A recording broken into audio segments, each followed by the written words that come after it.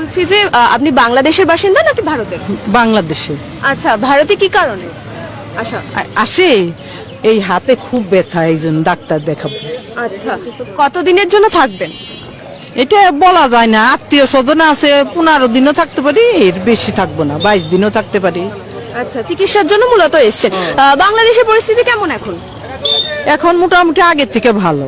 আচ্ছা, আপনি বাংলাদেশের কোথায় থাকেন? আমি মাগুরা থাকি। আচ্ছা, সেখানের পরিস্থিতি ভালো? হ্যাঁ, সেইখানে ভালো আছে এখন, ওইখানে মারামারি হয় না, স্কুল কলেজ চলতেছে। আর মন্দিরে পুজো হচ্ছে?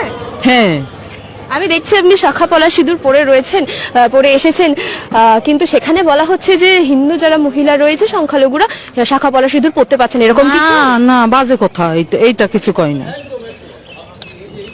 সবকিছু করতে পারছেন। মন্দিরে পুজো হচ্ছে আর মসজিদে নামাজ পড়া হচ্ছে, হ্যাঁ সব পরিস্থিতি ঠিক আছে। হ্যাঁ, এমনি ঠিক আছে এখন।